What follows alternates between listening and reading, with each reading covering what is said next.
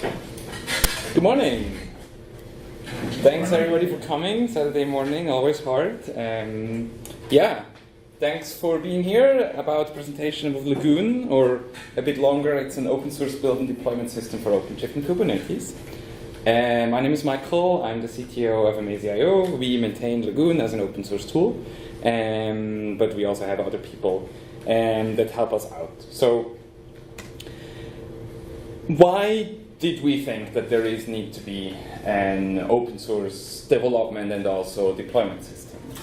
Actually, the biggest point that it came from was we had a lot of pain points with development. So I myself, used to be a Drupal developer, so I did a lot of Drupal 7, then Drupal 8. And the pain that I always really had was I didn't have locally exactly the same as in production. So we always tried hours and sometimes even days to reproduce what we had locally to run also in production. So that means the same Solr service version, then we started to play around with Elasticsearch, then we get into Node.js. It was never really the same, and it never felt really good. Like if a new PHP version came out, I didn't have that locally and also in production. So I wanted something more. And also, every site was slightly bit different. Like now we played with Drupal 7.1 and 7.0, and then PHP 7, and then they had versions as well. So it was always very hard to know what exactly is there and stuff like that. And then the biggest, hardest thing is we switched completely from just like pushing everybody in the same branch. We had different branch workflows and pull request workflows, but they never reflected what we had in development or in production. Like if I just wanted to shortly test a module upgrade or a Drupal core upgrade, I always had to merge that with the rest of the code, and it was a lot of like merge conflicts and stuff like that. And quite honestly, deployments were very scary. Like deployments wasn't just something that you did just before you went to lunch, because oh, what if it fails, and what then, and the site is down, and then we can't have lunch, and we don't give a developer no lunch, that's a bad idea. So we said, okay, we want to focus on these things. So I really felt like, okay, there should be something out there. We should be able to fix all these things, and we tried. So a bit of the history first. We looked in 2015, we had the Vagrant system. Who of you had ever running Vagrant? Yeah. So we all believe that's going to be the future. We have local virtual machines. We build them with, I don't know, Ansible or Puppet or Chef or Salt. Doesn't matter how exactly you want to do it. But we learned that this is actually quite slow. Like running a virtual machine locally, provision it from scratch, can take 5, 10, sometimes hours to provision them. So we felt, okay, no, that's not really good. So we said, okay, we need something faster. So we found Docker. Docker we really used it as local development first. And it was cool because, first of all, the containers started and stopped within seconds because they were pre-provisioned. Not like virtual machines that had to be provisioned all the time. They were pre-provisioned, so I just started them. So it was really fast. But then also, we realized we have more and more requests for decoupled Drupal sites. So in 2016, we started the first playing with decoupled sites. And then we had different node versions and different other things. So we thought, okay, maybe we can use that cool Docker thing that we use for local development, we can also use in production. And so we played with that, we tried that, and in 2017, we had a system running, and we really were happy with it. We liked a lot of the stuff that we had locally, and we can then run in production. It was exactly the same. So a lot of the pain points we had before, we liked that. And we said, why don't we open source that? So let's talk a bit about open source and proprietary hosting. And for me, being in an open source environment, I really had a hard time trying to understand why other hosting companies thought to not open source their stuff. And yes, I asked the question actually quite a lot, and I even went to the people that are behind these companies and asked them, why do you think a proprietary hosting system is an actual good idea? It's something I still don't understand today. Why do we think that hosting should be proprietary? And one of the biggest reasons is let's look at the actual hosting. Let's look at hosting itself, and what of it is open source. So, everybody uses a Linux kernel, completely open source. We have an operating system. No matter if you use Ubuntu or CentOS or whatever, what you want to use, it's also going to be open source. So good. Then we need a database, MySQL or MariaDB, doesn't matter, also completely open source. We have an Nginx, we have a web server, also, or Apache, doesn't matter, open source. You need some PHP in there, PHP, perfect, open source. And then you need a Drupal on top, also open source. Somehow, though, we all agree and we believe that the hosting platform in between of all these open source tools, it's acceptable for us that this not to be open source. And that was something that for me, I don't understand. I really don't understand what the idea is of not open sourcing that. Because everything else is already open source, and if we have it open source, all the good things that we have from Drupal being open source, PHP being open source, Linux being open source, we can help each other, we can work together. So that's a bit my rant about open sourceness. So that's why Lagoon is completely open source. Means all the Docker images that we use and we build, all the Docker files are completely open source. All configurations, Nginx, PHP, Varnish, MySQL, whatever you name it, it's all completely open source. If you want to know how we do it, you can go there, you can look at it, you can even modify it, you can send us pull requests or whatever. All the build and deploy scripts, so the systems that we actually use to work together with Kubernetes and OpenShift, they're all open source. Plus, also the whole testing infrastructure is open source. So you can see exactly how do we make sure that if a new PHP version comes out, that it still works with Drupal, everything is still there. But not only Lagoon is open source, we actually use a lot of open source. That means whatever we want to implement, we first look, is there already an open source system out there? Because why should we reinvent the wheel? So we use OpenShift, which is based on Kubernetes itself. It's a Docker orchestrator. And we'll go a bit into deeper why OpenShift, but they're both completely open source. We use the Alpine Docker images, which are super small, so we use upstream images whenever they are available. So this is really the idea of, and then inside of it, of course, we have a lot of other stuff that is also there. So let's look at what actually is Lagoon. I use the word now a lot, and I also use Kubernetes and OpenShift. Let's understand what exactly it does. So the TLDR version is basically, you have some local code, you push it to Lagoon, and Lagoon deploys it for you. That's what Lagoon does. And with that was my presentation. I know. So let's look a bit into deeper. So locally, we develop with Docker Compose. Who has used Docker before? Okay, so you probably all know Docker Compose.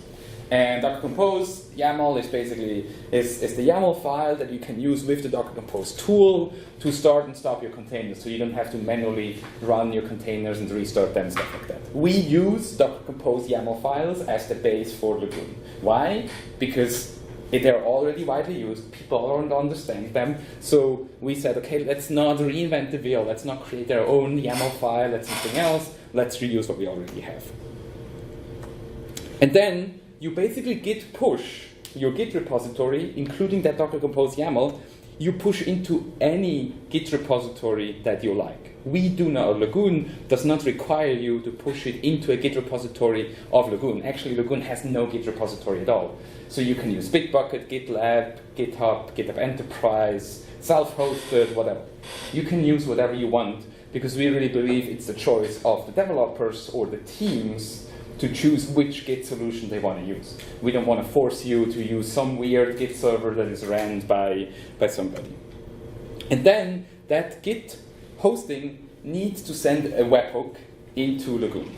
So every time that you push something, that Git server will send a webhook to Lagoon, and then Lagoon will basically check out the code and read the Docker Compose YAML file. So it checks out and reads the file and figures out, okay, what is there, what is in there, and it will build all the Docker images that you have defined in the Docker Compose YAML file. It will build them itself, like you also do locally, and then it will connect to OpenShift, create some OpenShift projects, and it will also push the images into the registry of OpenShift. So that means the Docker images with all your code, with your Git, with your Drupal code and all that stuff is going to be in there. And then it will also configure the resources. So Lagoon will talk to OpenShift or Kubernetes and tell it, hey, I need persistent storage, I have a database server there, I have an Nginx, please run that Nginx 3 times, create routes, and all that stuff that you need to usually do manually is done by Lagoon. And then the task is handed over to OpenShift. As I mentioned before, we don't want to be a Docker orchestrator. We use already existing Docker orchestrators like OpenShift and Kubernetes. So we let them actually start the containers, restart them, make sure that they run. All that crazy complicated stuff, we leave to them.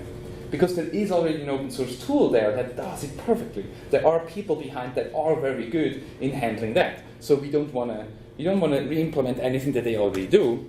And all that Lagoon does, it just monitors the deployment. It makes sure that whatever happens over Kubernetes or OpenShift actually runs, that it works, and stuff like that. Plus, it will also run some tasks. We will see that later. And then, as soon as all that is done, or actually during the whole process, Lagoon will always inform you via notifications. That means at every step of the process, Lagoon will tell you it just started to deploy, did it finish deploy, or stuff like that. So Lagoon keeps you up to date, and it will do that either via Slack or actually any other chat system, or it can send you an email. We even have now a client that wants to have a phone call. So there will be a phone call every time that the production site is deployed. Like a robot voice will call them and say, like, your site has been deployed. It's completely pluggable, so you can configure it yourself what exactly you want to use. So I mentioned pluggable. Lagoon is completely built in microservices. That means the whole system is actually a tool of a lot of small pieces that work together. And we decided for that architecture, first, I wanted to build something that is purely microservices, just out of personal reasons. I wanted to build something that is that, but it also means if you want to use Lagoon yourself, you can remove parts if you want. Let's say, for example, by default, all logs of Lagoon are saved in its own Elasticsearch. So Lagoon comes with an Elasticsearch and will keep all the logs in there. Now, if you say, look, I don't want to use Elasticsearch, I want to use Loggly, or any external software as a service log collector, you can use that. And the only part you need to replace is that tiny piece here that actually takes the logs and puts them in Logstash. You just change the configuration that it puts it somewhere else. But of all the other stuff that is in there, you don't have to touch, you don't have to change, and you can basically extend or plug the system as you like. And that's what I really believe, because everybody has slightly different needs for a hosting environment or stuff like that.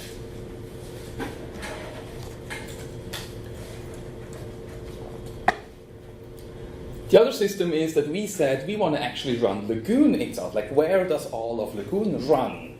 Because at one point or somewhere, these microservices need to run as well. Now, Docker is perfectly for run microservices. So we actually run it in OpenShift itself. So if you deploy Lagoon, you don't need another server or something else to run Lagoon. You can run it in your already existing infrastructure, where also all the Drupal containers and stuff like that will run later. So it makes it much easier for you because you don't need something else. And the really cool part is Lagoon is actually deploying Lagoon itself. Lagoon is probably one of the biggest projects that you can deploy with itself. Yes, it's a bit Inception and it's deploying itself. There's documentation that explains how to do it. But actually deploying itself is a bit like eating your own dog food, like we do in Drupal as well. So we try to reuse our own tools that we do. We try to do ourselves. Then another very important part is Lagoon is completely integration tested. Now, what does that mean? Basically, every time that we release something new, or every time that you open a pull request against Lagoon, we start a completely fresh OpenShift cluster from scratch. We build all the images, so all the PHP images, all the Node image, the Nginx image, all of them are built. And then it actually runs deployments fully automatically. So we deploy like 7 different versions of Drupal, we deploy Nginx, different versions, Elasticsearch, whatever, all the functionalities that Lagoon has, it's fully tested. And we also test all the features. So we make sure that you can connect from outside into the containers, that Drush works, and all these things. That's fully automated tested. It takes like roughly an hour, so because it's a lot of testing that happens. But this means we exactly know that everything works. And only if the images are actually tested, if they work, then they're actually pushed into the public, and then they're used by everybody that uses Lagoon. So the idea is really to make sure before we change anything, because the system is quite complex, to make sure that the whole system runs. And we do that under the hood. It's Ansible that actually runs all the tests and makes sure that everything works perfectly. As mentioned, Lagoon runs Docker images. That means Lagoon actually has no bias against Drupal. Technically, whatever you can put in a Docker file, whatever you can run in a Docker, you can deploy with Lagoon.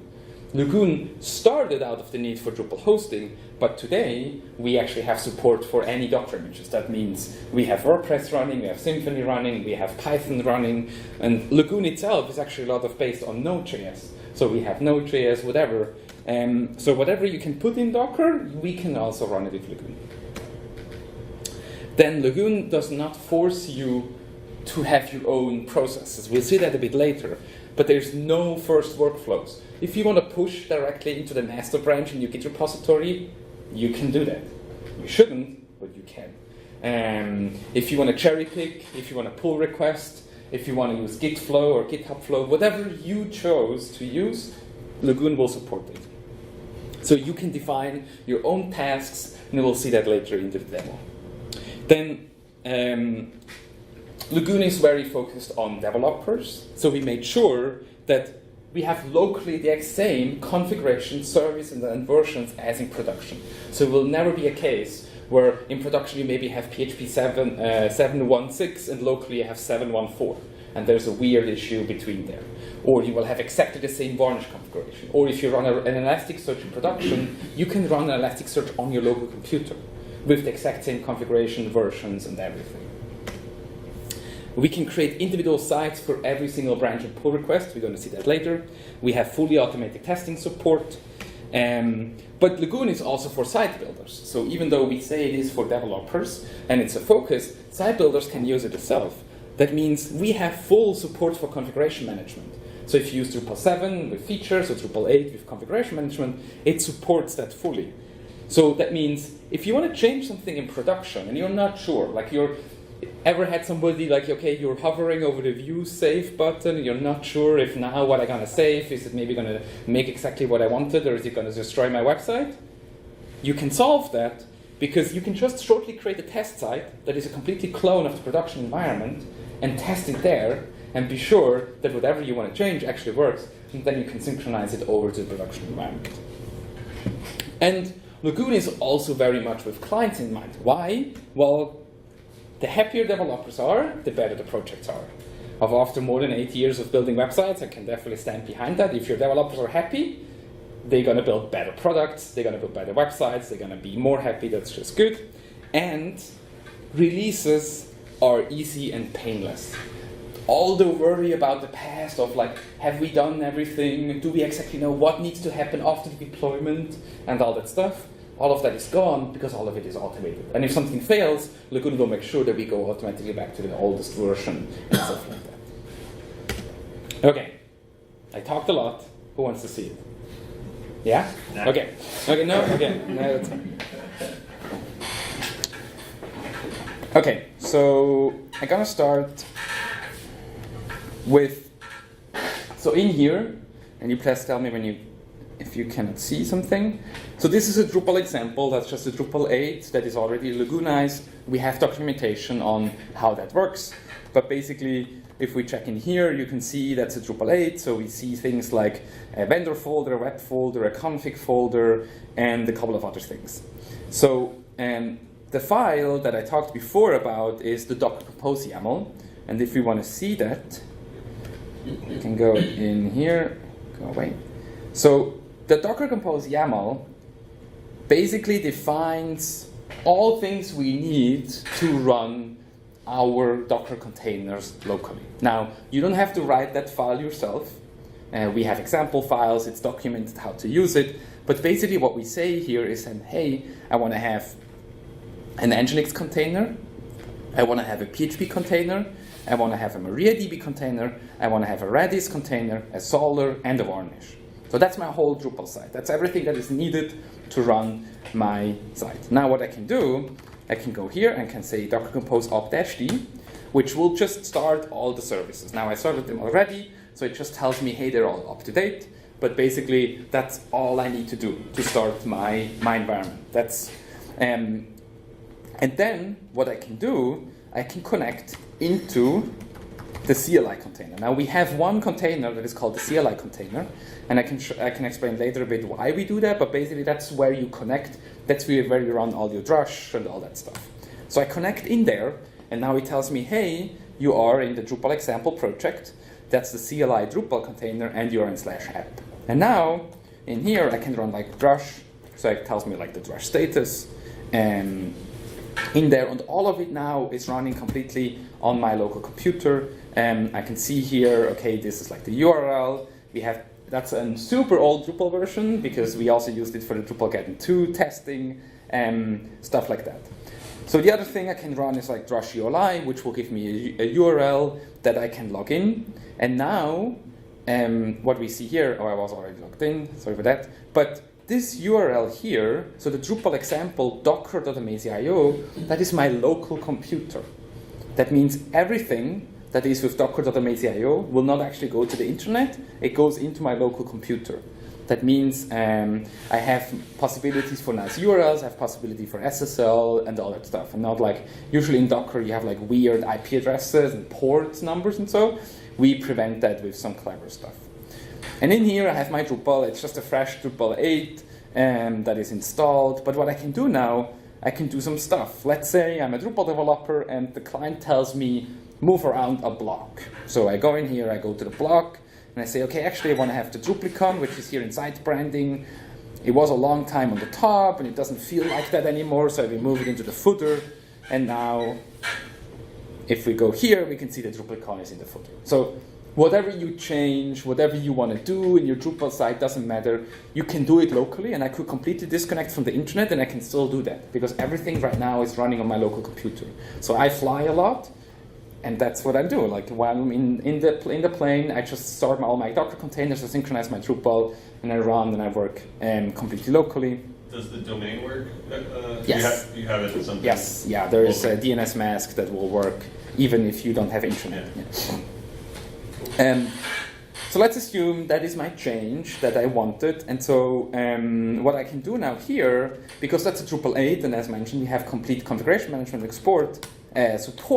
I can export the configuration. So I say drush config export, and it will show me all the configurations. I say yes, please export me that configuration. And now if I go outside, we can see that my prompt here shows me that I have some changes. I can look at these changes, and I can see that these are like, I moved some blocks around, and like the configuration management system is, it shows much more than I actually changed, but that's okay.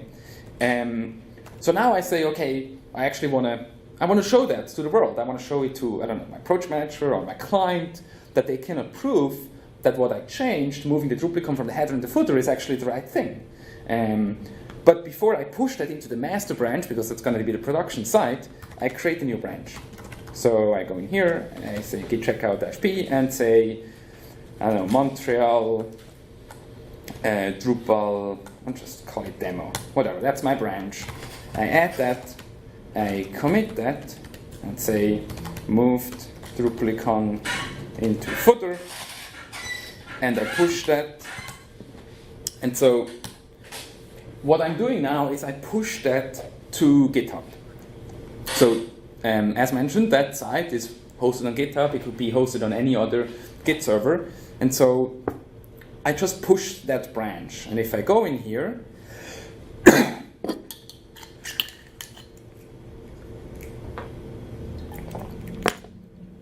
I can see it tells me, hey, you pushed a new branch, Montreal demo, and now what I'm going to do is I'm going to open a pull request. And that that project in Lagoon is now set up that it will deploy every single pull request. So I can see here again what I exactly changed. So it's just gonna create pull request, and now GitHub will send me a webhook will be sent to Lagoon that says, hey, a new pull request has been opened from that Git repository. And Lagoon will understand that this Git repository is connected to the Drupal example, and it has configured to all pull requests to be deployed. So Lagoon will now start to build all the images, create a completely new project for that pull request, install a Drupal and stuff like that. So that happens fully automatically. All I had to do is create a pull request, and that's it. So let's see what exactly will happen in that time now. So as mentioned, Lagoon will read that Docker Compose YAML file. In that Docker Compose YAML file, we have some special things, like we need to actually tell Lagoon what type of services they are. So we tell them, hey, the MariaDB is actually a MariaDB. Or like in the CLI, we say, hey, that's a CLI with a persistent file. So there's some stuff in the Docker Compose YAML file that you want to add to the system. But basically that's it. There's another YAML file that is called the Lagoon YAML file. And in here, you can define additional tasks that should run after the deployment.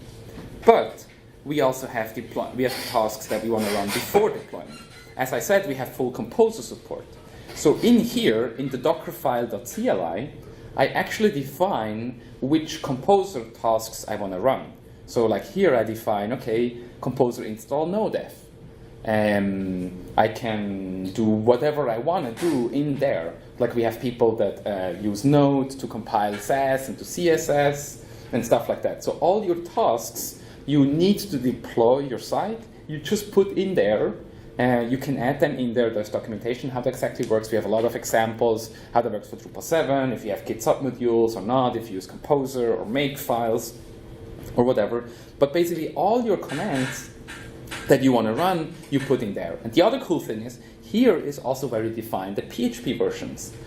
So if you want to change, let's say PHP 7.3 comes out, all you do is you go up here, you change it to 7.3, you test it first locally, because that will run also locally, and then you push it. But it will only be changed for that specific branch and not actually the whole environment. So you don't have to change your production environment before you actually have tested PHP 7.3. We have other stuff that you can define in there. And here is also if you need, let's say you need a special PHP module or you want to change something, you can also do that here. So we have some clients that need like, I don't know, an LDAP module or stuff like that. They can just add it in there. The other thing that I mentioned before is some tasks we want to run after the actual Drupal is deployed. Because I can run Composer install without like a database connection, that's fine. But if I want to run a Drush updb or a config import or feature revert, for that I actually need a database and I need my site deployed. And these commands, or these tasks, they're called so-called post-rollout tasks. And you define them in Lagoon YAML. And if anybody that ever used Circle CI, they will see that it's a very similar scheme. So basically, I can define here some tasks that I want to run after the Drupal site has actually been deployed. So I define things like Drush config import, Drush cache rebuild. I can also do some bash things. So I can do some if-elses. So I can say, hey, if there's no Drupal installed, actually install me a fresh Drupal. Or I could write in there, if there's no Drupal installed, synchronize the Drupal from my master environment, or from my development environment, or whatever. So you can define all the tasks that you need to do, you can add into that Lagoon YAML file, and that file will be read and executed every time. So all the weirdness of maybe your Drupal sites, that, I don't know, like one Drupal site maybe needs to disable a module first, before you can deploy. You have seen all crazy stuff out there. You can write them all in there, and you don't have to like create a wiki page or something that says, do that before you deploy. You just add it in there and it will be automatically executed for you, fully automatically. The other thing you also define in that Lagoon YAML are cron jobs. So if you want to create your own cron jobs, you just add them in there in the YAML file directly. There's no UI or some separate system that you have to connect to and configure your cron jobs. You add them in there. The same for the routes. What I tell, for example, the master environment, I would like that the var that I have a nicer URL. So instead of, we will see the URLs later, I want to have a Drupal example MSIO. And it will automatically create that route, and it will automatically connect to Let's Encrypt to automatically take and get a certificate and all that stuff. So basically, that's, people also call that GitOps. Means you put everything that you need to run your environment is all going to be in your Git environment. There's almost nothing you have to configure outside of that Git repository. So you know exactly when it has changed, when somebody edited something, when has a route been added and stuff like that. You know it because it's going to be in your Git repository. Yes? You manage the PHP extensions the same way you did with the PHP version? So Can you repeat? PHP extensions. Yes. So if there's a, let's say, OP cache, Yes. doesn't have a 7.2, stop at 7.1. Yes. How do you manage? You're going to write 7.1 or just PHP OP cache? So these images here, they are the ones from Lagoon. Okay, There it's is a called list. Yes, there's a list of them, which version exists, and what modules are installed in them. So you can go online and see, okay, which image do I actually need? Then you also find on our Git in Lagoon, you can see all the Docker files, so you can see exactly how we built them, and you can extend them there, yes. So if you want to have an additional PHP extension that is maybe not standard, you can just add them in there. Okay, so let's look actually back in our Slack, and we can see that it tells me, hey, the pull request 20 is complete. And now I can also see it shows me 2 URLs. So Lagoon automatically realizes that we actually have 2 systems or 2 services running that can receive HTTP requests. One of them is the Nginx directly, but there's also Varnish. And so what Lagoon does, it automatically creates you 2 URLs for each of them. So if you want to test it via Varnish, you can click on the Varnish. If you want to test it without Varnish, you can click on the Nginx. Because a lot of times we don't want Varnish during development actually in there because it makes stuff more complicated, but sometimes we want. So in this case, I just click on the Nginx, and I can see here what it did. It automatically created me a URL specifically for that pull request. So I can see that's the Nginx service of the Drupal example project, and that's the PR20. And it's just CH-Amazio because that server is running in Switzerland, but we have servers running in a lot of different countries. So based on what you choose, where you want to run it, it would automatically show it. And we can see we have a completely new Drupal site, and the Drupal icon is in the footer, like we had it locally. So if I compare my local and my production, it's all going to be the same. So this is basically how I deploy, this is how I change something. So every time I now would change something and move the Drupal icon around, and I export the config and I push again, it will deploy. But now let's actually say, okay, well, no, the Drupal icon in the footer was actually a bad idea. Let's close the pull request again. That was a bad idea. I don't like that. So I close it. And now what happens, it will also send the pull request automatically to Lagoon and say, hey, the pull request has been closed. And what will also happen, Lagoon will now go to Kubernetes and tell, hey, throw away that environment because the pull request is closed. There's no need for that environment anymore. So it will always match what happens in your Git repository, will always match over there. We see some error handling, so if something doesn't work, it just retries in 10 seconds later. We added that for the demo, but now it actually removed it. So if I go back to my PR20 and I refresh, I can see that it will time out and will actually not work anymore. So if I click on here, now the environment is completely gone and it doesn't exist anymore because the pull request has been closed. Now, of course, you ask, but what if that was a mistake? Yeah, if I just reopen the pull request, Lagoon will deploy automatically again. So now I reopened it, and I go back, and it automatically tells me, hey, it has been opened again, and now the whole deployment will actually work. Now let's look at what actually would happen if I want to merge that, because my master environment, so if I go to that URL from before, so the Drupal example Amazio, which is actually the master branch, that has not been deployed yet. You can still see that the Drupal icon is still in the header. Right now I only played with PR environment. So I go back here and actually merge it. And the same system will actually happen. So I can see it now that, first of all, it tells me that the PR has now been closed, because if you merge it, it's automatically closed. But it will tell me, hey, the master has now been deployed, or has been pushed, because that's what GitHub internally does. It merges in and pushes that branch. And it will now start to deploy the master environment. So this is how I actually trigger a production environment or a production deployment. All I do is I go to GitHub and I merge, and this will trigger the deployment. And one of the interesting things is that we actually have now clients that deploy themselves, because they have access to the GitHub or project managers, or deployment is not something that I need like a CLI thingy or whatever anymore. It's actually something that I have in my GitHub environment, and I can tell clients, click on that button and you're going to deploy your Drupal site. They love that, by the way. So what's happening now is the same system again. The only big difference is in my Lagoon YAML, in here, where it checks if the Drupal is installed or not, it will realize that there is no Drupal yet, and therefore will not actually install a new Drupal. All it will do, it will import the config. The config will tell it that the Druplicon is inside of the footer, instead of the header, it's in the footer, and then a couple of minutes from now, we will see the master deployment to be running, and we're going to be there.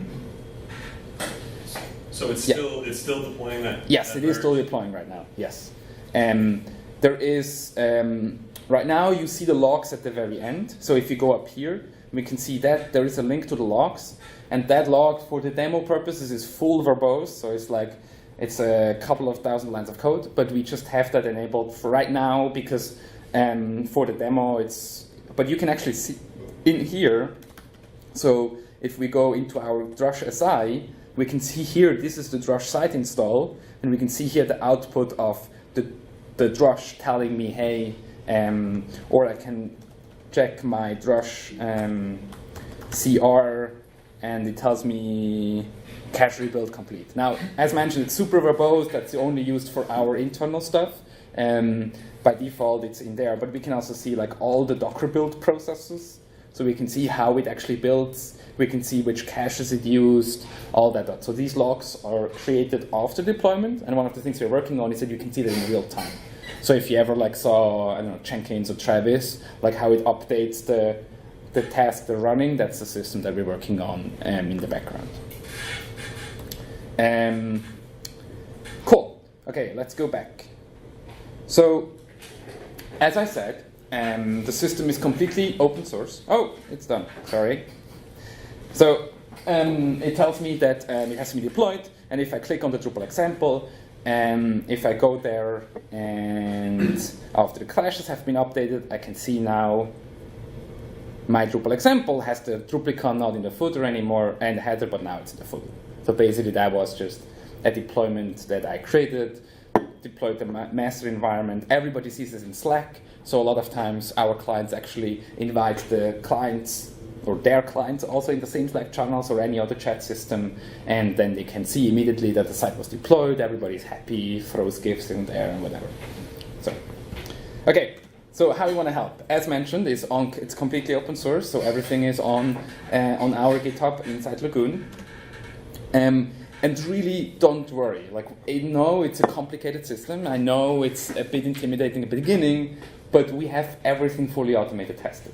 So if you see something, I don't know, a Docker file, or you want to work on it in terms of like making, I don't know, a Cake PHP connector or Cake PHP deployment system, or whatever you want to work on, Drupal is already there. Throw us a pull request. Everything is completely automated tested. It will tell you when it fails. There is really nothing that you could break on the system, even though that runs multiple thousands of websites in the world. The other thing that we're working on is we have more and more people that want to use native Kubernetes. So for us, we chose OpenShift because OpenShift brings more security to a Kubernetes environment. But if you trust all your containers, Kubernetes is perfectly fine. So there are some people that want to work on native Kubernetes support. So if you know Kubernetes very well and you want to help us, that's great. then, of course, there's the question of having more CMS support. So, as mentioned, it has no specific needs to only run Drupal. It can run everything else. We have WordPress and Symfony we already have, but that's not the only other CMSs there are out there in the world. So please help. Or if you have any other ideas. The idea is really it's an open source system. So if you have an idea what it could do, create an issue on GitHub, and we're happy to look at it and come up. We have a roadmap system that we show like what's going to happen next and stuff like that. So it's really the idea that we want to work together on that, and it's not just one company that maintains it. I'm interested in your feedback, in your ideas, or whatever there is out there. That's it. Thank you.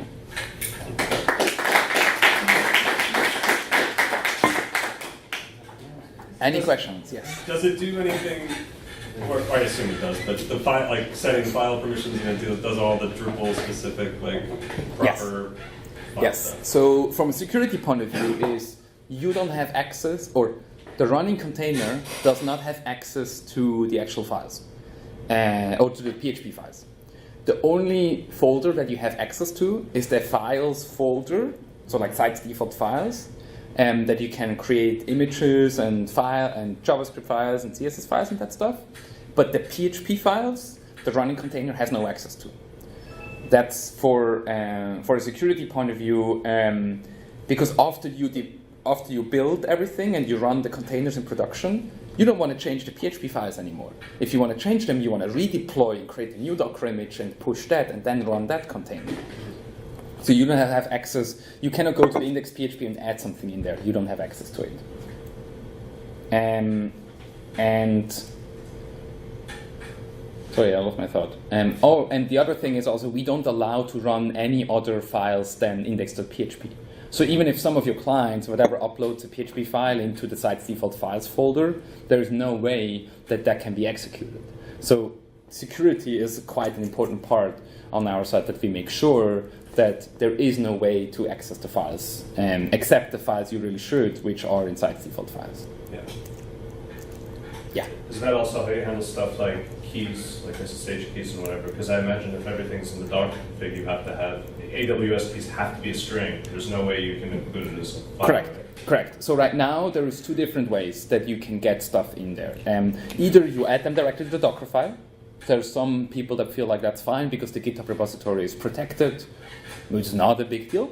The other way is you can send via our API. You can send us a string, and we will, and you tell us the environment variable that you expected, and then in your container, in your running container, that environment variable will be filled with this, with whatever string or so that you sent us.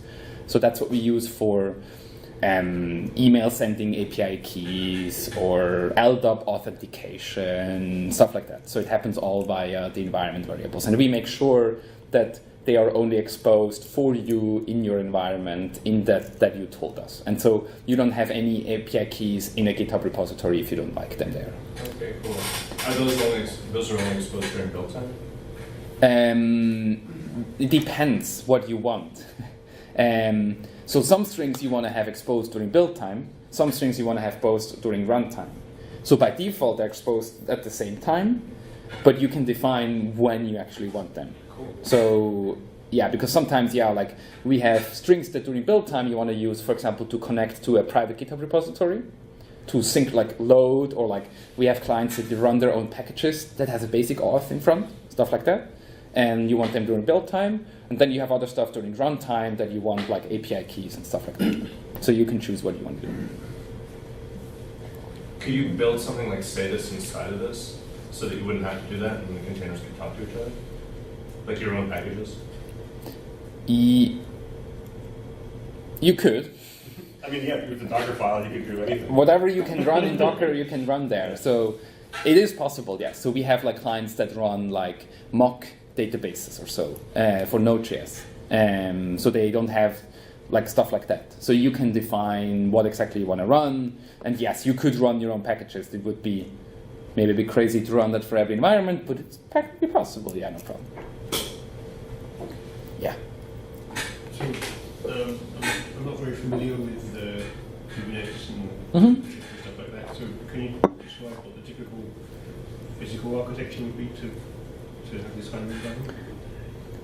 So we basically, as a host, if I take away my open source hat and put on my Amazee.io hosting company hat, so what we do is we run OpenShift clusters in multiple countries.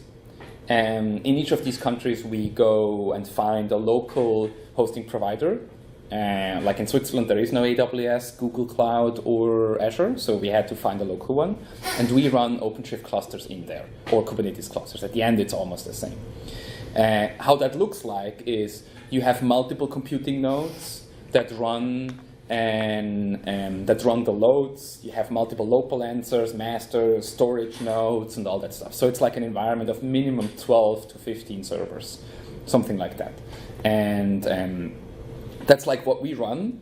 And if you come and say, hey, I want to host my site, you are going to get a part of a container. So your containers are going to be in the environment. OpenShift makes sure that none of any other containers cannot talk to your containers. So that's the OpenShift part. It completely creates a virtual network for each separate environment. So they cannot talk to each other except they are allowed to. And you don't have to worry about servers or at all. If you want to run it yourself, you can do that basically anywhere where you can run Kubernetes. And right now there is no real limitations. And a Kubernetes cluster starts from one single node, which is not very redundant, but it's possible to 2 or 3 or up to 1,000 nodes. So it's really your choice what you want to do. Most of our clients, though, they actually come to our infrastructure. Like, they don't want to run their own servers. But we have like universities that say, hey, we want to run it in our own infrastructure. We just paid millions of dollars to get all these servers in our basement. Now we actually want to use them. So we then figure out how can we run OpenShift and Kubernetes in there, and we will also provide the management and the services on top of them. So if you have like a super highly sensitive environment, we run stuff like in a Swiss bank, and you can imagine they want to run it in their own data center. So we then make sure that we can actually deploy and stuff in there. But if you want to, one of the things that we want to work on as Lagoon is we want to have like a one-click installer to run that system for yourself, let's say a DigitalOcean or something like that. Because there is a possibility during testing here, we actually run an OpenShift cluster. So we know how to automatically start an OpenShift cluster somewhere. And that should be possible for any of you that, let's say you just want to run it somewhere for a client or whatever, you can do that. Any other questions? Yes? Is Vivi on your laptop working with that, or do you need a lot of resources on your laptop? The requirement to be run on the computer is to run Docker on your Mac or on your Windows or Linux. That's really much all it. There is one of the ideas that people have right now is, especially in government, you can't even run Docker on your computer because they can't install it. There's like no security for that. So there is the idea, I don't know, do you ever hear of Cloud9?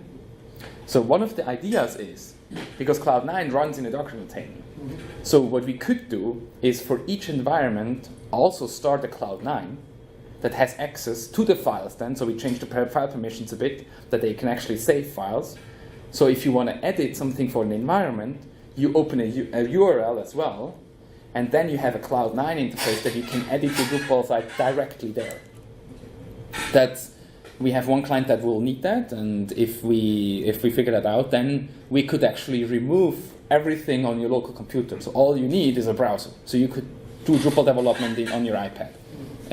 So that's one of the end goals. Right now, you need Docker locally to develop, to start the containers. And if you just want to test an environment or stuff, you don't need any Drupal sites, and you don't need anything local installed at all.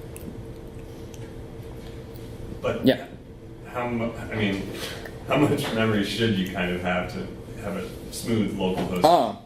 I think right now we say 2 GB is perfectly fine. For the Docker. For running a Drupal locally, that's all you need. If you want to run Lagoon, which also runs locally, then you need like 3 or 4. That's the question I was asking. Okay. Yeah. I think right now I run. 4 or more. Yeah. I run. I think I run. Yeah, I run with 4 right now. So it's not. What we do is by default, like for example, the Elasticsearch that is very memory hungry, we just like strip them down to only like use 250 megabytes of memory, which is fine for local development. But that's, you actually don't need to run that anything to develop the Drupal. Yeah. You only need to run that to develop Lagoon locally. Right. Like right now, if I look here at my Oh, right, because locally you suggest using Docker Compose basically. Correct. Simpler setup. Correct. So like if you look Got it. here, I have only the Varnish, well I have a bit more running, but basically I have PHP, Nginx, Solr, MariaDB, Redis, and I don't need Lagoon locally installed in order to develop. All I need is Docker Compose, and then Docker Compose runs all the containers.